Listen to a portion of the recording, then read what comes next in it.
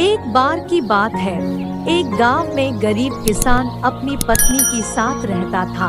उसके पास एक गाय और थोड़ी सी खेती के लिए जमीन थी, जहां वह दिन भर अपने खेतों में काम करता था। तब कहीं जाकर उसे खाने के लिए अनाज मिल पाता था।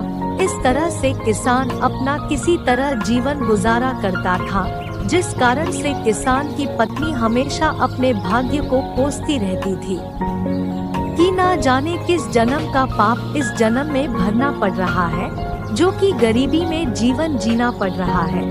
पत्नी की बातों को सुनकर किसान मन ही मन खुद को और अपने भाग्य को कोसता रहता था कि ना जाने कब उसके किस्मत के भाग्य बदलेंगे। एक दिन की बात है, दोपहर का समय था। किसान खेतों से आकर अपने घर पर अपनी पत्नी के साथ खाना खाने जा रहा था कि इतने में एक साधु महाराज भिक्षा मांगते हुए उसके दरवाजे पर आ पहुँचे और भिक्षा मांगने लगे। तो इतने में किसान घर के बाहर आया और बोला, साधु महाराज, हम सभी पहले से इतने गरीब हैं और किसी तरह अपना जीवन गुजार रहे हैं, और ऐसे में हम आपको कहां से दान दें? हमारा साथ तो ऊपर वाला भी छोड़ चुका है। गरीब किसान की बात सुनकर साधु महाराज उसके स्थिति को समझ चुके थे और बोले, क्या तुम सच में अपने को गरीब मानते हो? ईश्वर पर से तुम्हारा विश्वास उठ गया है ना? तो साधु की बातों को सुनकर किसान ने हामी भर दी और किसान बोला, हाँ महाराज, हमारे साथ कुछ ऐसा ही है। अब आप ही चाहो तो आपके आशीर्वाद से शायद हमारी किस्मत बदल जाए। तो किसान की यह बात सुनकर साधु महाराज ने कहा, ठीक है, जैसा हम कहते हैं ठीक वैसे ही करते जाओगे। तो गरीब किसान बोला, क्या करना होगा हमें जिससे हमारे अच्छे दिन आ जाए और हमारी गरीबी दूर हो जाए? तो साधु महाराज बोले, ठीक है, आज से वह काम करना पड़ेगा जिससे ईश्वर तुमसे प्रसन्न हो। सबसे पहले अपने गाय को बेच दो और गाय के बदले मिले पैसों से अनाज खरीद कर ले आना। साधु की यह बात सुनकर किसान भौचक्का रह गया। उसके पास अपनी खेत की जमीन और एक यही गाय तो सहारा है, इसे भी बेच देगा तो फिर करेगा क्या? तो साधु उसे समझाते हुए बोले, अगर मेरे बताए हुए रास्ते पर चलने से तुम्हारा कुछ भी नुकसान होता है तो उसकी भरपाई मैं कर दूंगा। अब जो कहता हूँ वैसा करते जाओ।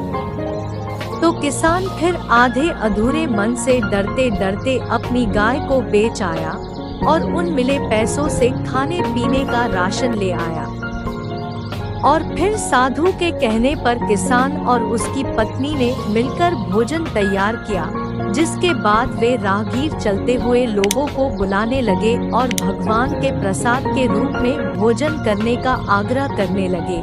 फिर जो भी उधर से गुजरता गरीब किसान उन्हें भरपेट भोजन कराते, जिससे राहगीर काफी खुश होते और फिर उन्हें इस नेक कार्य के लिए ढेर सारा आशीर्वाद और अपनी इच्छानुसार धन भी देते, जिससे वे फिर से मिले इन पैसों से लोगों को भोजन कराए। इस तरह साधु महाराज के कहने पर यह रोज का सिलसिला चलने लगा।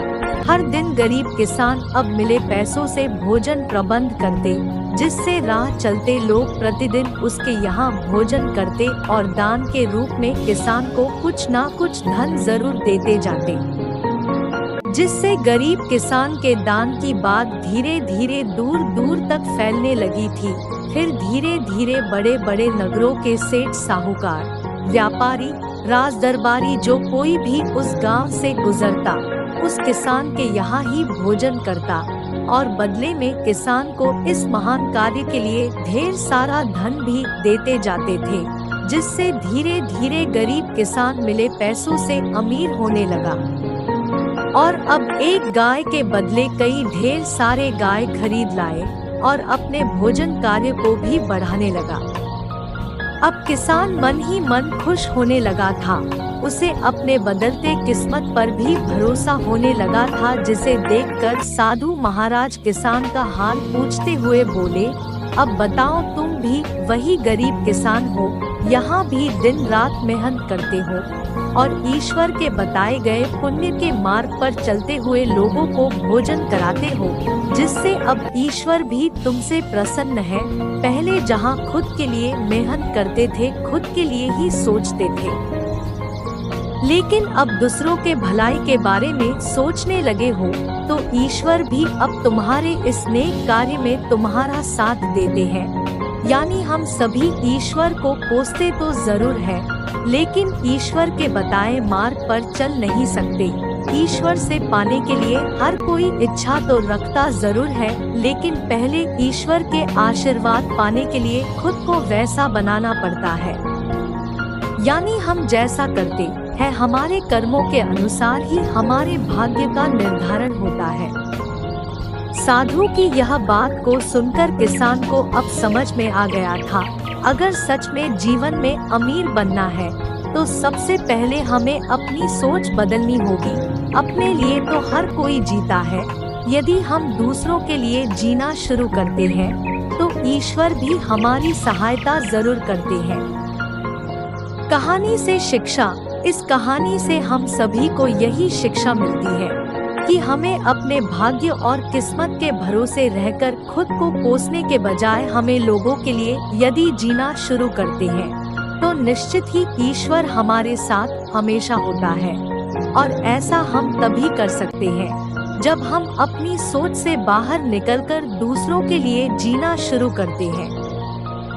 हमारे समाज में ऐसे अनेक महापुरुषों के उदाहरण मिल जाएंगे जो कि इस समाज के लिए जिए, जिस कारण से उन्हें हर कोई जानता है। जो सिर्फ अपने लिए जीते हैं, वे अपने जीवन को एक निश्चित ही दायरे में जी कर जाते हैं, फिर उनके बाद उन्हें कोई नहीं याद करता।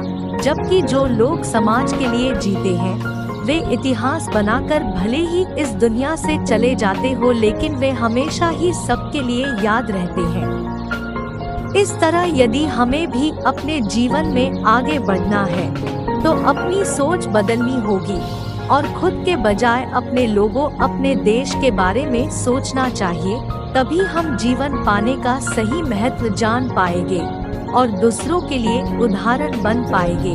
उम्मीद है कि आपको यह कहानी पसंद आई होगी। धन्यवाद।